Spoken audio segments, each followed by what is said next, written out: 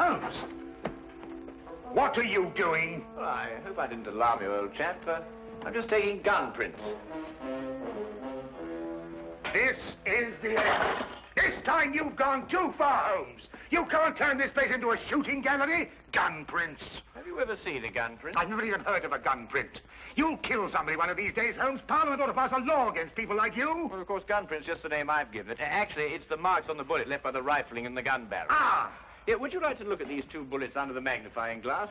You'll observe that they have different markings because they were fired by different guns. I'm not interested, not in the least interested. The police will be here in a minute. But you should be interested, Watson. You're interested in saving lives, aren't you? Of course, but... Well, look, this very little experiment may very well save a life someday. How can firing bullets now, from listen, here wait into a minute. Take the case of a man who is accused of murder. I'd rather not. The prosecution claimed that the bullets were fired from his gun. They probably were. The man was guilty. I can see it all. Yes, but if it can be proved that it was impossible by the markings, then an innocent man's life could be saved. That's all very well and good, Holmes, but this flat is not the place to conduct these sort of experiments. How would you like it if I started to practice my surgery in the bathtub or on the kitchen table? Could you manage it in the bathtub, do you think? No, I give up. And now, if you're not keeping this appalling smell for experimental purposes, I will, with your permission, open the door. Holmes, I told you. I knew you'd gone too far. Now you have shot somebody. Well, if I have, I shall have to certainly correct those guns for drift. Oh, that's fantastic. He seems to have some breath in him still. No fault of yours if he has. Now, help me with him before somebody sees him. Really, firing off revolvers, brewing poison, frightening people. It's more than a man can stand, Holmes. Really, more than a man can stand. Am I wounded badly, please? I'm a poor man. I can't afford a hospital. No. You'll be all right in a minute. You've just fainted from something. Something, you say? Didn't you hear what happened? I was outside, about to knock at your door, when suddenly I was attacked. Someone turned a revolver loose on me, bullets flying everywhere. I tried to fight back bravely, but there were too many of them, 6 or 7 at least, all firing guns. I'll get you a glass of brandy. Oh, thank you. You'd better call the police. They may try it again, whoever they are. Maniacs and foreigners, I'll be bound. No. You're quite safe now. Those shots came from my revolver and were fired into that wadding over there. You mean you were the one who... Yes, I was just carrying out a little experiment. I must apologize for any shock I may have given you. And no one is after me? And not to my knowledge, Mr. Wilson. Here, will you drink this, huh? Oh, thank you. You called me Mr. Wilson just now. How did you know that was my name? Well, it's on your collar. Very shrewd indeed, you're noticing my name like that. In fact, you've got exactly the kind of mind that could help me to unravel my mystery. That is, if you're willing to lend a poor man a hand. Oh, yes, I owe you at least that. What is the mystery? But perhaps you'll get a better idea of what it is if you read this first. Yeah, it's in the wanted column. Read it for yourself. To the Red-Headed League. On account of the bequest of the late Ezekiah Hopkins of Lebanon, Pennsylvania, USA, there is now another vacancy open which entitles a member of the League to a salary of £4 a week for purely nominal services. All red-headed men who are sound in... Apply in person on Monday at 11 o'clock to Duncan Ross at the offices of the League, 7 Pope's Court, Fleet Street. Apply in person on Monday at 11 o'clock to Duncan Ross at the offices of the League, 7 Pope's Court, Fleet Street. But what on earth does it mean, the Red-Headed League? It is a little off the beaten track, isn't it? I assure you, I felt the same way as you when I read it. A vacancy? For what, I asked. I'm a dealer in second-hand merchandise, and I believe in giving value for value received. And it certainly struck me as odd that somebody was prepared to give £4 a week for nothing. But young Spaulding took a different view of it. Oh? Who is young Spaulding? Vincent Spaulding. He's my assistant, and I couldn't wish for a nicer young man. I see. Now, suppose you tell me the story as it happened, right from the beginning. From the beginning? Yes, of course. Well, it all started 2 months ago when that paper came out. I was in the shop at the time. I'm there practically the whole of my time. I'm a widower and I've got little else to do. When young Spaulding came back from lunch. Mr. Wilson, if you only knew how I wish that I had red hair like you. Huh? Don't believe it or not, here is another vacancy for the League of Red-Headed Men. A league of what? Red-Headed Men. Surely you've heard of them, haven't you? Oh, I'm afraid I don't get about as much as some of you young people do. I should have thought everyone would have heard of the League of Red-Headed Men. Well, at least everyone who was eligible. Now, a man like you, if he were accepted, could make himself a nice little nest egg without hardly lifting a hand. Vincent, I've told you before, there's one thing you've got to learn in life. Nobody ever gets anything except by the sweat of his brow. Value receives value. What is this Red-Headed League? Take a look at this paper yourself. How I wish my hair would change color, really I do. What a nice little nest egg I'd make for myself. Well, this doesn't make sense to me. No? Will you see the name? Hezekiah Hopkins? Yes. Oh, he was an American millionaire. Very peculiar in his ways. He was red-headed himself and had great sympathy for all red-headed men.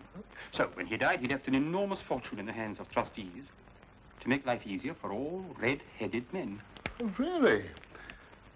Yeah, red-headed men. Uh-huh. Oh, but I couldn't apply even if I wanted to. I've got the shop here to look after. Well, that's the whole point. The work don't amount to anything. Absolutely nothing at all. It need not interfere with a man's other occupation. Well, even so, probably millions of men would apply for it. No, this is limited to Londoners and to grown men. You see, this American started off from London and I suppose wanted to do the old town a good turn. And then again, I hear it's no use applying unless your hair is a real fiery red. Huh. Do you think my hair is red enough? Oh, I've never seen any redder. I could use the money. There's all sorts of repairs I could do, and... Vincent, I'm going to investigate this league. Lock up the shop. You're coming with me. Yes, sir. You're right. It is fiery red, isn't it?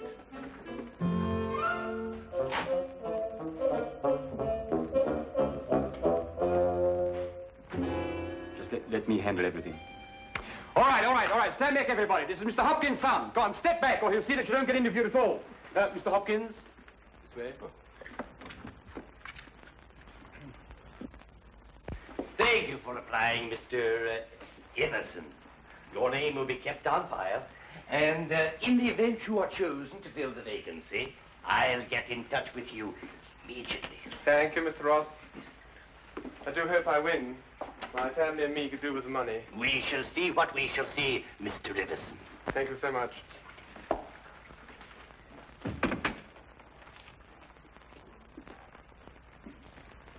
Are you the next applicant?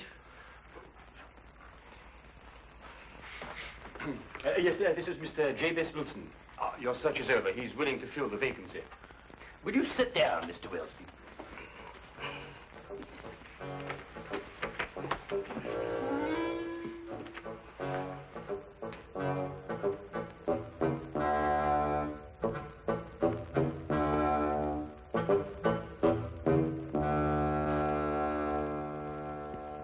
I've never seen anything like it. I told you, Mr. Wilson. It's extraordinary, beyond belief. Congratulations. It would be an injustice to hesitate. Oh, I've got the position. You have. You will, however, excuse me for taking an obvious precaution. There are tears in your eyes. I perceive all is as it should be, but we have to be careful, for twice now we have been deceived by wigs, and once by paint. I'm sorry the vacancy has been filled, but thank you one and all for coming. Get on, John. No, come on. No. My name is Duncan Ross. I'm one of the trustees in charge of the fund left by your noble benefactor. When shall you be able to embark upon your new duties? Oh, well, almost any time, I suppose. Though I should mention that I have another business which will require some of my time. Oh, so long as you're free to be here between the hours of 10 to 2, there'll be no objections. Easy enough, Mr. Wilson. There's very little business during those hours, and what there is, well, I could take care of. Oh, thank you, Vincent. I appreciate that. And what is the work?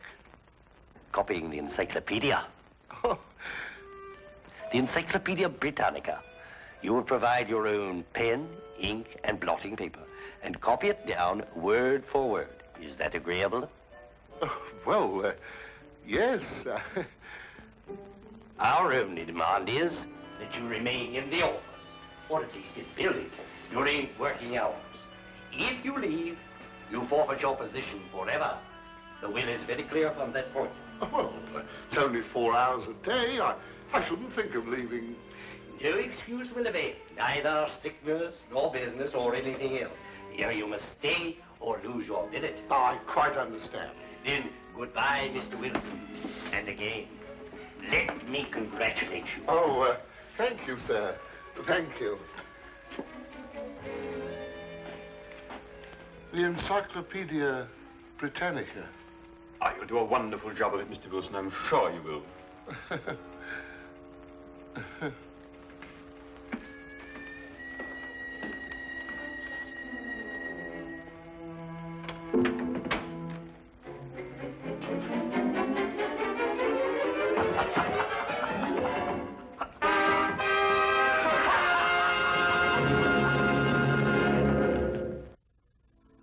The first word was Arkham. At the end of 8 weeks, I'd finished the A's and begun the B's. For this, Mr. Ross rewarded me every Saturday with 4 golden sovereigns. Yesterday morning, however, I got a staggering blow indeed.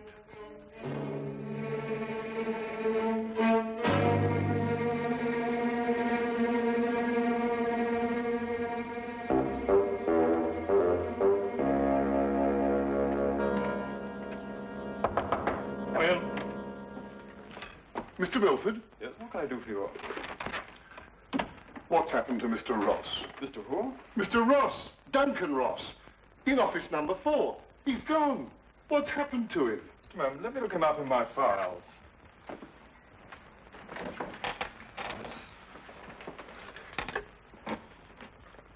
Are you a customer of this, Mr. Ross? I work for him. That is, I did up until this morning. What did you do? I copied the encyclopedia. You copied? The Encyclopedia Britannica. Wouldn't it have been cheaper buying another encyclopedia rather than going to all the trouble of copying it? You don't understand. That's the work the Red-Headed League required me to do. Look here, my good man. If this is a joke, I fail to see the humor. If it isn't, it's my duty to inform you that office number 4 was rented temporarily to William Morris, an accountant. I never heard of Duncan Ross, nor the Red-Headed League in all my life, and I'm certain they never existed. I got the home address of William Morris, but when I arrived there, it turned out to be a factory making ladies' unmentionables. No one had ever heard of William Morris or Duncan Ross. My word, you really were on a wild goose chase, weren't you? After that, I didn't know quite what to do. The whole experience was so embarrassing, I could hardly make myself tell it to Spaulding. Then, quite naturally, you thought of me. Oh, as I said before, I'm not a rich man. If I don't locate the League or find out what happened to them, I stand to lose £4 a week. You don't stand to lose anything, Mr. Wilson. You can't lose something you didn't possess in the first place. And the story is probably a pack of lies in any case. Holmes. And if it isn't, you've no reason to complain. You're 30 pounds richer by your experience, not to mention the invaluable knowledge you've gained on every subject under the letter A. If I were you, Mr. Wilson, I'd be quite grateful and forget about the whole affair. Good day to you, sir. Well, I hardly expected this kind of treatment. If you should discover a corpse at your second-hand shop in an old cello case, you're perfectly welcome to return. In the meantime, I have an experiment to conclude. I'm going to find out if firing a gun in a house is illegal. If it is, you can rely on me to report you. What on earth persuaded you to behave like that? Yes, it was rather unseemly behavior, wasn't it, Watson? Right. But absolutely necessary, I assure you. But why? Well, if I tell him I was willing to take on his case, he'd probably give me away to the wrong party. Why burden him with the necessity of having to keep a secret? Then you mean you're going to take the case? I wouldn't miss finding out about the Red-Headed League for all the tea in India. China, Holmes. Do you think it could be a prank, some sort of wild practical joke on Mr. Wilson? Well, at £4 a week for 8 weeks, the joke would be on someone else. It is a considerable sum, isn't it?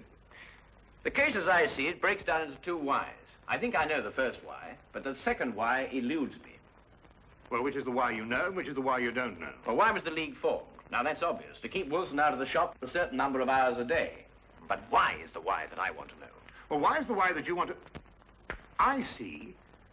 You mean somebody tried to get Wilson out of his shop in order to steal something from him? No. The case is too elaborate to justify stealing from so small a shop as Wilson's. No, the reason is bigger than that. Bigger than any of us might imagine. Now, you're not going to start shooting again, Holmes. No, but I'm going to take this with us. Us? Yes, you're interested in the case, aren't you? I'm a doctor, Holmes. Well, all the better if someone should get hurt. This started out to be such a peaceful morning, and an old friend of mine was coming from India, and we were going to spend the day together. And now look what you've talked us into, the Red-Headed League. Yes, exciting, isn't it?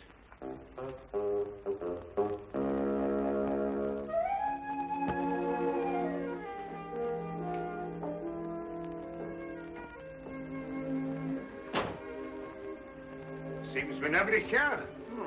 I wonder where he could be. I'll be right with you, gentlemen.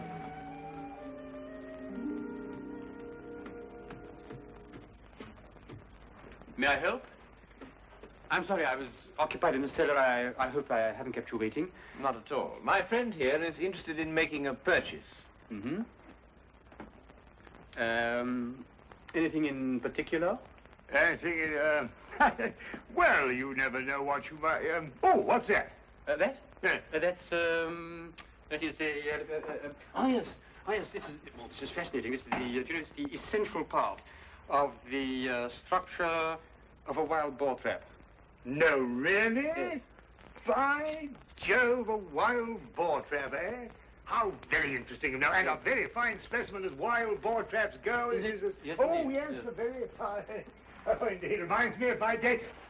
There we were, all lined out in a row, as far as the eye could see. Yes. Down the hill came the enemy, and the Battle of Royal Burnop was on. Yes, if you excuse me. There we were, outnumbered 112 to 1. That was from the count after the battle, as you understand. Yes, I understand perfectly. Charge, they shouted, as down the hill they came, the hordes of heathen, at 112 to 1. And from that moment I became a collector, and I've been a collector ever since. You understand that, of course. Oh, yes, but that is a quite perfectly natural reaction. It's 1 o'clock. It's 1 o'clock. What? Yes, 1 o'clock. Our engagement with the Colonel. The Do you Colonel? remember? The one who led you in the charge.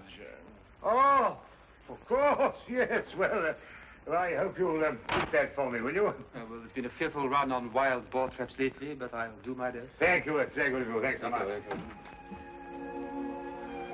Good afternoon. Well, what did you discover? The knees of Spaulding's trousers show considerable wear. What does that mean? That's a great deal. Let me have your stick for a minute. Hmm? What are you doing? Well, no time to explain now, but a considerable crime is in contemplation. And since today is Saturday, we may have some difficulty in preventing it. What kind of a crime? A bank robbery. What? Shh, shh, shh. Meet me at the side entrance of the Westminster County Bank at 10 o'clock sharp. Yes, is that the bank that's going to be... Yes. At 10 o'clock sharp, remember?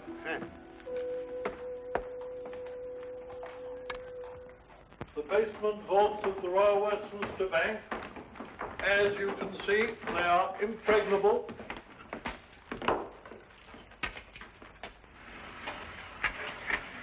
Why are you so sure that the bank's going to be robbed, Holmes?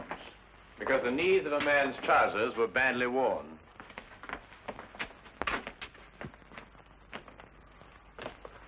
I can't see how they can possibly get in here.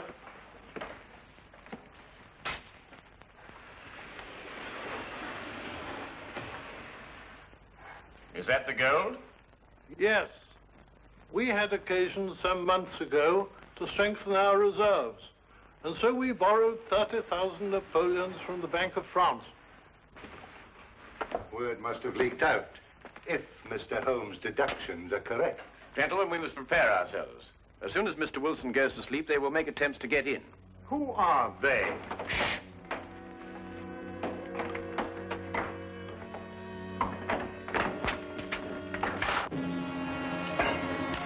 Get back.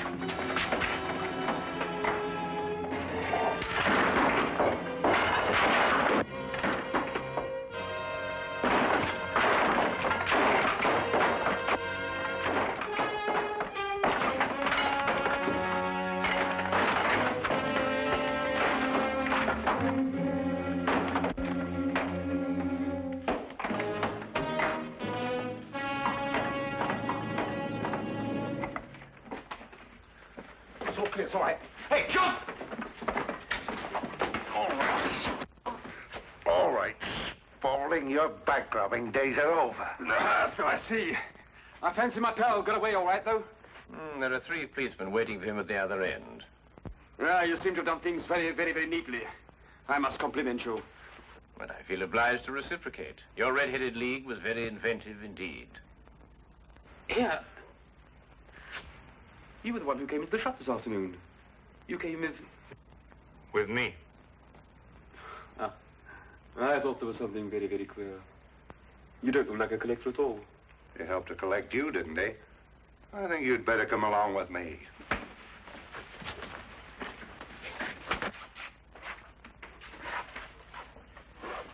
I don't know how the bank can repay you, Mr. Holmes. I've been more than amply repaid, Mr. Merriweather, by having one of the most unique experiences of my career. However, there is one thing you could do for me. Name it. Well, it's... Anything, Mr. Holmes? I'm a regular depositor at your bank, Mr. Merriweather, and I should be eternally grateful if you could do something about your pens. I've yet to find one of them that worked. Come along, Watson.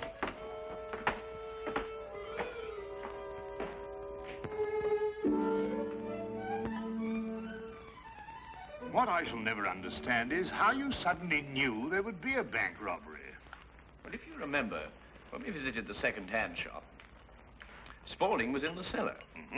I didn't pay much attention to it at the time, but later on I noticed that the knees of his trousers were badly worn, as if he'd spent some time kneeling, doing some sort of burrowing work. But burrowing where? Perhaps from the cellar to the next building.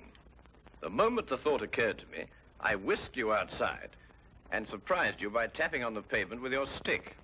You certainly did. Oh, I'll just go and see who it is.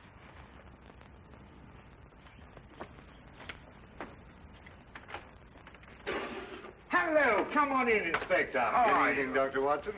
I hope it's not too late to make a call. Of course not. Come right on. Well, I saw the light was on, and I just thought I'd drop in. Ah, how are you, Inspector? Now, make yourself at home. Oh, Draw a chair. Thank you very much indeed. Cup of tea? Yes, please. Well, by the time the newspapers come out with a report of your exploits tomorrow, Holmes, you'll be a hero. Oh, well, I shall try and remain humble through it all. Yes, the whole of London. Except, of course, Mr. Wilson. Unless I miss my guess, he wants me still to arrest you. Arrest me? What for? Well, he didn't like the way you treated him last night, you know. And then, of course, he complains that... Oh, no, it's too ridiculous.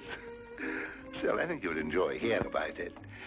He claims that you were firing a revolver in this house. You know it's against the law, don't you? But who in their sober senses would do such a thing? Yes, it does sound very implausible, doesn't it? Yes, that's exactly what I told him.